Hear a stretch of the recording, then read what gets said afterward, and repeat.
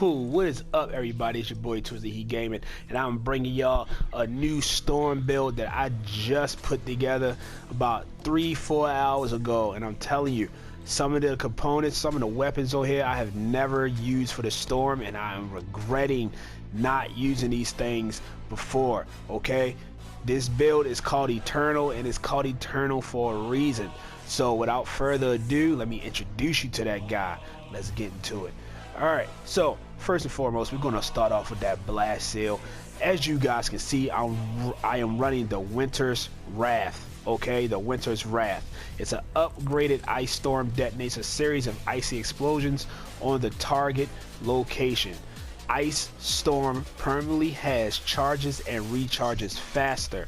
Alright, we got 60% gear charges, 100% armor max on this bad boy. Alright, and we got plus 20% gear recharge. The heavy pistol I'm not worried about because I'm not using a heavy pistol with this build. Okay, also I want to tell you guys something. There are two ways to run this build. Alright, the second way, well, the Winter's Wrath way is more of an AoE crowd control situation. Alright, but the Hailstorm Renewal, you can run this both ways. Okay, the Hailstorm Renewal is also a primer. Alright, it's a lot smaller area of a primer, but it's still a primer in itself. Alright, it's an upgraded blast. Ice blast hurls chunks of ice, defeating an enemy instantly restores 75% of your shield. Okay, this can add to the Eternal name, hands down.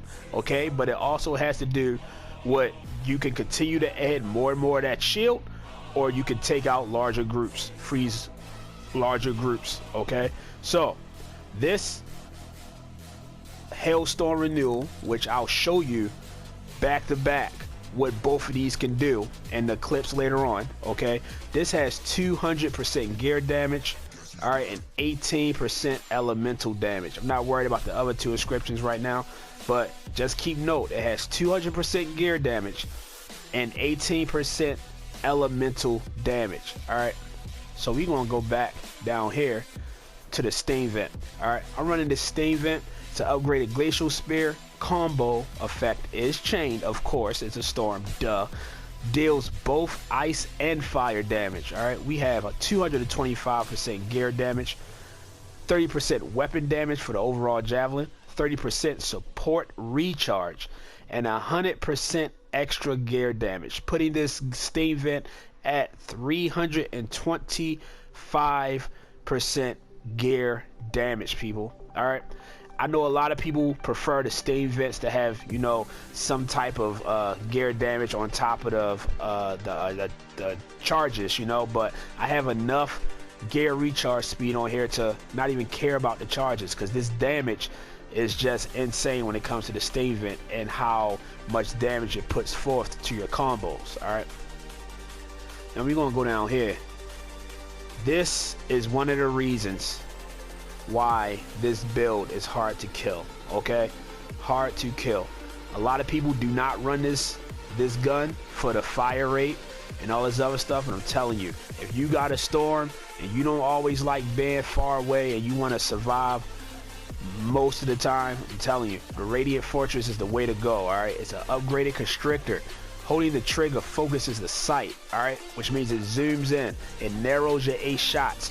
You can have a wide spread when you're up close, or you can have them closer together when you're further away. Okay, so we got 200% weapon damage, we got 38% ammo drop rate, we got 16% shotgun ammo, and 18% overall weapon damage. Alright, we're going out here to the Rauner's Blaze. I don't really use the Rauner's Blaze with this build simply because my Stain Vent ignites my enemies with fire. Alright, my Stain Vent primes them with fire, so I'm not really too worried about the Rauner's Blaze. However, since everybody knows what the Rauner's Blaze is, I'm not really going to get too far into it, but this is used as a stat stick for 3 inscriptions. Alright, one inscription, we have plus 20% force. All right, 20% force helps out the Radiant Fortress a lot. It helps stagger your enemies even more. All right, we got 28% gear recharge. Like I said before, it's a reason why I don't want charges on my Stain Vent, because I got gear recharge out the ass on this build. Okay, so I'm really not worried about it. Okay, and we got an additional 75% shield. Okay, 75% shield. So going down here to the melee, it's a lightning surge melee attack. It is a primer. All right, now it's an upgraded shocking strike. Hits enemies with an electrically charged strike, shocking them. Hitting an enemy restores 40% shields. Okay, 40% shields, people. All right, so you got the shotgun that gives you 35, you got the strike that gives you 40, but also you gotta realize that this strike is multiplicative. If you hit 2 enemies in the same vicinity with this strike, you get 80% of your shield back, and so on and so on. All right, so the inscriptions read is this: we got 100 shield max, 50% pickup radius, and an additional 70% shield max, putting this melee weapon right here at 170% shield max, people. I'm not too worried about having damage on this because my melee isn't meant for damage. It's meant for priming and stripping shields off and things like that. Okay, so we're gonna go over to the components. Acid slugs. All right, people, check this. If you got a shotgun, okay, and you are not a ranger with elemental ops, and you want to main a shotgun, acid slugs is the way to go. You prime your enemies with 7 shotgun shots in a single burst, which applies your acid. All right, and it also increases the base damage of your shotgun by 30%. Now check these inscriptions out. We got 40% ultimate damage, and we got 20% elemental damage, people. Like I'm telling you, this went hand in hand with this build, man. This went hand in hand with this build. I've been overlooking a lot of my components, putting them off to the side, not paying attention to the weapons or what they could go to for other builds outside of my mains or the typical builds that most people would run with a slight twist to them, you know. But this type of stuff right here, pay attention to all this stuff. A lot of people throw away acid slugs.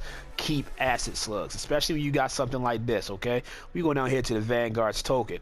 All right, the Vanguard's token is one of the reasons why the storm can remain invincible once the shield breaks. Okay, think about this. The storm, this build constantly gives you shields. Constantly. There's no reason why you should not have a shield unless you're getting mobbed bad.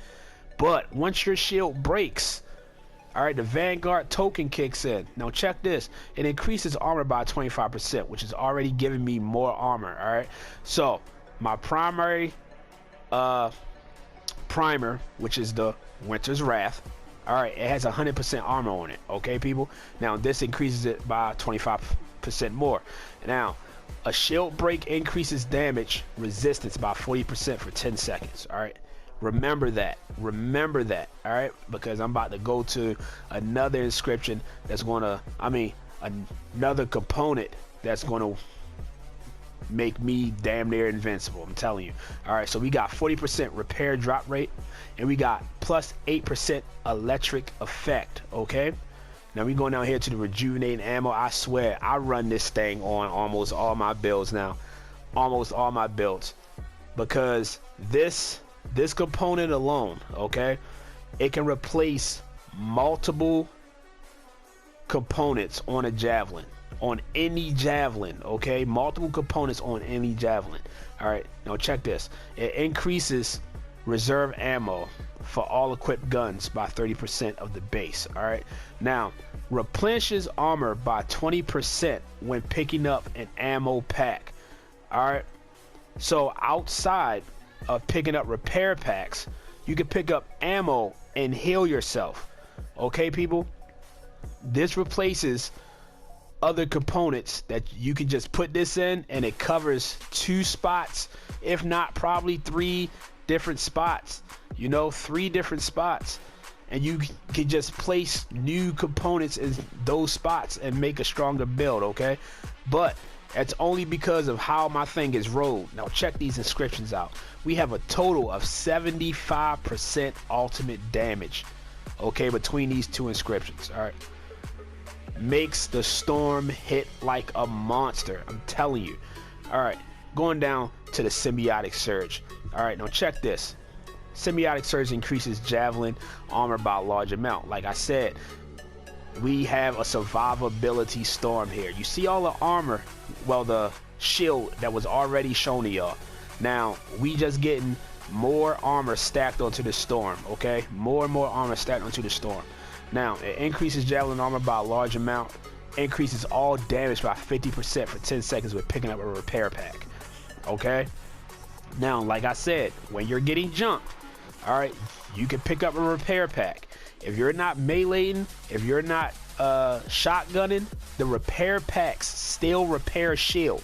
Okay, there is no such thing as a armor repair pack and a shield repair pack. All right, the repair packs fix shield and armor. So if you're battling it out, and you didn't melee somebody yet to get that shield back, or all that shield, or some of that shield, or you didn't shotgun somebody to get that 35% back, you can pick up an armor pack. You can pick up a repair pack. Okay, pick up a repair pack. You get that 50% extra damage. Okay, now check this. We got 75% melee damage. Like I said, I'm really not focused on melee causing damage, but damage is damage. All right, I get it where I get it. It gets in where it fits in, and it fits in perfectly here. All right, we got 10% combo chains.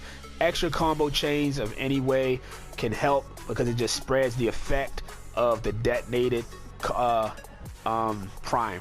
So I'll take the 10%. I'm down with that. It is what it is. All right, so we go down here to the Mark of Wrath. Increases gear damage by 50% and lowers gear recharge by 20. I don't care about that gear recharge by 20 because y'all see that I'm already overdoing the gear recharge by this 20 right here. All right, so I'm good with that. All right, now it's detonating a combo causes a large electrical explosions. All right, the large electrical explosions, if they're around shielded enemies, it will strip their shields or partially damage their shields. It just depends on how strong the shields of the enemies are. Okay, now we got plus 29% weapon ammo, and we got 15% shield refresh. Okay, shield refresh. Now we go down here to that soften blows. Man, now Vanguard's token, soften blows, hand in hand. All right, now let me show y'all again what Vanguard token does. A shield break increases damage resistance for 40% for 10 seconds. All right, so once your shield breaks, 10 seconds, damage resistance 40%. Down here, increases, it says increases damage resistance by 75%. Okay, 75% for 5 seconds when shields run out. All right, you're well over immune to damage for 5 seconds. All right, you're well over immune to damage for 5 seconds. Period. All right, this gives you perfect amount of time to get your shields back. Reload them shields back up, and the faster you reload your shields, the more this procs with Vanguard's token. You can constantly proc Vanguard's token, period. Okay, constantly, because if you're dying and your shield's down and you hitting in an armor and then boom, you're immune, all you gotta do is melee, boom, get some shield back. The moment they re-break that shield and it runs out, it re-procs. Okay, it re-procs. You can live in the middle of a fight. As long as you melee, you will pretty much be invincible. All right, and then once you start killing and meleeing and killing and combo and shit, trust and believe, you're going to get symbiotic surge out of all of that. All right, so that's extra damage getting handed out. All right, and the more you combo with the storm and the chains extend, the faster you will get your ult. And trust me, when that ult lands, 40. And trust, the 20% elemental damage also goes towards the ult, because what is the ult for the storm? Elemental, you know? So you got that 40 plus that 20. You got this right here, and you got this 48% ultimate damage plus 17% overall damage. I mean, the Storm is a savage, man. This Storm is just the shit, I'm telling you. Now, this is another thing that I never really ran Anthem's Grace. Never ran it. I always stuck with that wind wall. But then I focused on that. I was like, well, I'm not running things a detonator because I only have one detonator, and I want my detonator to come back as fast as possible. So what thing can I put on here to make it come back as fast as possible, right? So I checked out the Anthem's Grace, and it's an upgraded quickening field.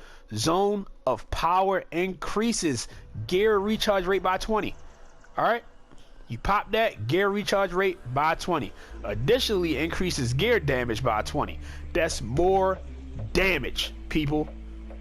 That is more damage being done by my steam vent. All right, now check these inscriptions though. We got 30% gear recharge. 30% gear recharge. All right, I'm about what, 90% gear recharge overall. All right, we got an additional 30% repair drop rate, which drops more repair packs, which can increase my damage from the symbiotic surge. Okay, we got plenty for 20% harvest bonus. I'm really not focused on that, but right here is the 30% R1 recharge. That's the steam vent. All right, like I said, it comes back fast, right? Fast as hell, right? Look at that.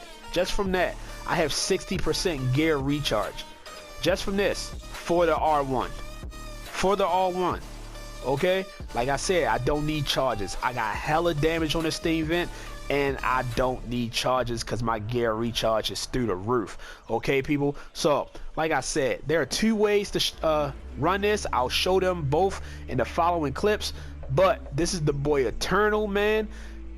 Get to know this man. All right, get to know him. It's a bomb ass build. It's a boss ass build. A lot of people don't run this stuff. I haven't seen it, and I just had to put it together and test it for myself. And sure enough, to me, you feel like a one-man army. But anyway, man, it's your boy Twisted. Check out the clip after. Your boy is out of here. Peace.